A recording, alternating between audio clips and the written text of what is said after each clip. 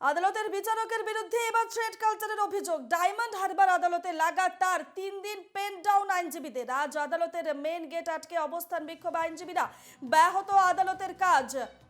বিচারকের বিরুদ্ধে থ্রেড কালচারের অভিযোগ। আদালতের বিচারকের বিরুদ্ধে এবার থ্রেড কালচারের অভিযোগ। ডায়মন্ড হারবার আদালতে লাগাতার 3 দিন পেন ডাউন আইনজীবীদের।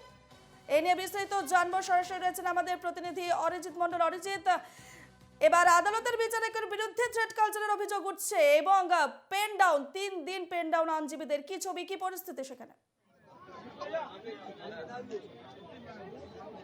দেখো রূপা, তোমাকে জানিয়ে রাখবো, গত সোমবার থেকেই কিন্তু আইনজীবীদের এই ডায়মন্ড হারবারের যে কোর্ট রয়েছে সেখানটায় কিন্তু ক্রিমিনাল এবং সিভিল উভয় কোর্টেরই যারা আইনজীবী রয়েছে তাদের কিন্তু পেন ডাউন চলছে। মূলত তাদের যে দাবিটা ছিল যে একদিকে যেমন বিচারকেরা থ্রেড কালচারের সাথে যুক্ত, তাদেরকে থ্রেড দিচ্ছে বিভিন্নভাবে, অন্যদিকে কিন্তু তাদের একাধিক দাবি ছিল কোনো আইনজীবী গাড়ি রাখা নিয়ে সেখানটায় কিন্তু তিনি অসন্তুষ্ট বোধ হন এবং তার দায় কিন্তু একেবারে তাকে যে অসম্মানজনিত কথা বলা হয় সেটা কিন্তু একেবারে যে এই ডায়মন্ড হারবারের যে কোর্ট রয়েছে তার বিচারক বলেছে।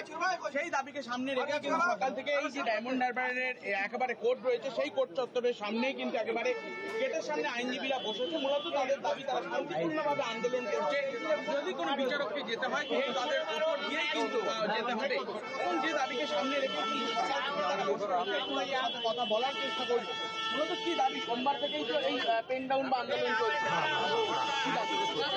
আমাদের দাবি হলো যে আমাদের যে সরকারি আইনজীবী রয়েছেন ইনচার্জ সুদীপ হালদার, আমাদের এসিপি সুদীপ হালদার মহাশয়কে উনি অপমান করেছেন, বাজে ব্যবহার করেছেন, যাতে আমি মনে করি এটা কালো কোর্টের অসম্মান। শুধু ডায়মন্ড হারবার ক্রিমিনাল কোর্টের কালো কোর্ট নয়, সারা ভারতবর্ষে সারা পৃথিবী তারা কালো কোর্ট গায়ে দেয়, তাদেরকে অপমান করেছেন আমাদের এসিডিএম সাহেব।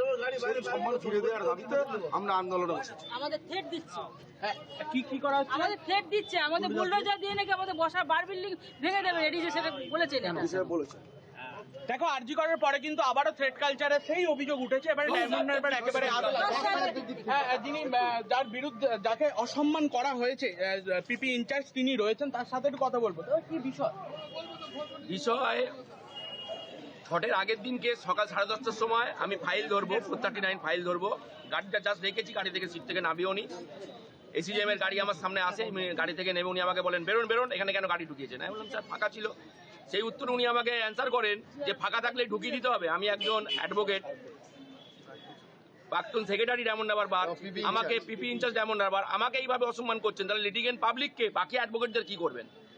এই নিয়ে আমরা নেক্সট টু ডিস্ট্রিক্ট জাজ এডিজের কাছে আমরা 8-10 জন গিয়েছিলাম। আমরা জানাই, যেহেতু উনি আমাদের স্টেশন হেড, উনি বলেন আমাদের আশ্বস্ত করেন আমি ছুটির পরে এসে ব্যাপারটা আমি মিটমাট করে দেবো। কিন্তু একাধিকবার ওনার কাছে বলার পরেও আমরা কোনো বিচার পাইনি। এছাড়া আমাদের বহু সমস্যা আছে, সেই সমস্যার কথা এখন নাই বা বললাম। আমরা শান্তিপূর্ণভাবে এডিজের কাছে বলেছিলাম যে আপনি ব্যাপারটা দেখুন, আমাদের এটা মেটান, কিন্তু উনি মেটালেন না। 14 দিন হয়ে গেল। সোমবার থেকে আমরা ওনার কাছে বললাম, উনি আমাদেরকে সোমবার দিন ডাকলেন, বিকেলে ডেকে বললেন আমি তো এটা ওনাকে ডাকতে পারবো না, এটা আমার এখতিয়ারে নয়। আমরা বারবার বললাম আপনি নেক্সট টু ডিস্ট্রিক্ট জাজ, আপনি কেউ ডাকতে পারবেন না। মানে আমি ডাকতে পারবো না, আপনারা আপনাদের আন্দোলন তুলে নিন, পরবর্তীকালে যদি কিছু হয় আমি দেখবো। আর উনি এটা ইন্টেনশনালি করেন, উনি করে ফেলেছেন, উনি ওপেন এজলাসে স্বীকার করেছেন উনি করেছেন, কিন্তু ওনার ইন্টেনশন ছিল না। আজকে কতক্ষণ এখানে বসে থাকবেন? আমরা যতক্ষণ দাবি মিটবে আমরা লাগাতার বসে থাকবো। আমাদের দাবি না মিললে আমরা বসে থাকবো, আমাদের কিছু করার নেই। জাজেরা তো আসলো, তাদের সাথে কি কথা হলো? বললো আমাদেরকে যেতে দিন। আমরা বললাম আমাদের ওপর দিয়ে যান। ওনারা গেলেন, বললেন আমরা এক্ষুনি আপনাদের ডাকছি, ডেকে আমরা মীমাংসার চেষ্টা করছি। যদি হয় বা ভালো, পাবলিকও বিচার পাবে, আমরাও বিচার পাবো। আমরা তো জাস্টিস চাওয়ার জন্য এখানে এসেছি। জজেদের দিক থেকে যদি থ্রেড কালচার হয় তাহলে তো আর কিছু বলারই নেই। একদমই। দেখো রূপা, যে প্রসঙ্গটা বা যে বিষয়টা বারে বারে উঠে আসছে থ্রেড কালচার, এবং অন্যদিকে কিন্তু যে সম্মান, উকিল বাবুদের সম্মান, সেই সম্মান কিন্তু তাদের যথাযথভাবে মিলছে না।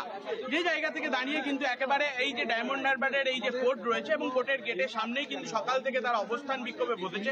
কিছুক্ষণ আগেই কিন্তু এখানে ডায়মন্ড হারবার থানার পুলিশ প্রশাসন এসেছে, তাদেরকে বোঝানোর চেষ্টা করছে। অন্যদিকে যারা এই বিচারক রয়েছে এই ডায়মন্ড হারবার কোর্টের, তারা কিন্তু আসে, তারা দফায় দফায় কথা বলে, কিন্তু উকিল বাবুরা কিন্তু তাদের দাবিতে স্পষ্ট। যতক্ষণ না পর্যন্ত তারা যোগ্য সম্মান পাচ্ছে পর্যন্ত কিন্তু অবরোধ চলবে। একেবারেই কিন্তু সকাল থেকে ঘুরিয়ে দেখা অরিজিৎ, তারা বিক্ষোভে, আইনজীবীরা বিক্ষোভে, সেই ছবিটা যদি আমাদেরকে একটু দেখাও।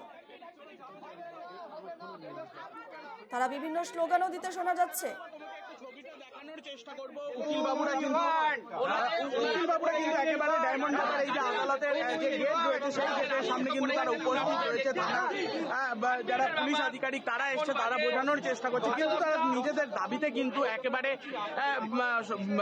অনড় রয়েছে যতক্ষণ না পর্যন্ত তারা ন্যায্য অধিকার ফিরে পাচ্ছে, যতক্ষণ না পর্যন্ত তাদের এই থ্রেড কালচার থেকে যতক্ষণ না পর্যন্ত সুষ্ঠু আশ্বাস দেওয়া হচ্ছে বিচারকদের পক্ষ থেকে, ততক্ষণ পর্যন্ত কিন্তু এই ধরনের তাদের অবস্থান বিক্ষোভ, শান্তিপূর্ণ অবস্থান বিক্ষোভ চলতেই থাকবে। এবং এই ডায়মন্ড হারবার এই যে আদালত, সেখানটায় কিন্তু ডায়মন্ড হারবার সিভিল এবং ক্রিমিনাল দুটো বিভাগেরই আইন ব্যবস্থা চলে। সেই জায়গা থেকে দাঁড়িয়ে কিন্তু অরিজিৎ, উভয় পক্ষের পুলিশ যারা আধিকারিকের আইনজীবী সঙ্গে আইনজীবীদের কথা হচ্ছে, ঠিক কি কথা হচ্ছে যদি শোনানো যায়?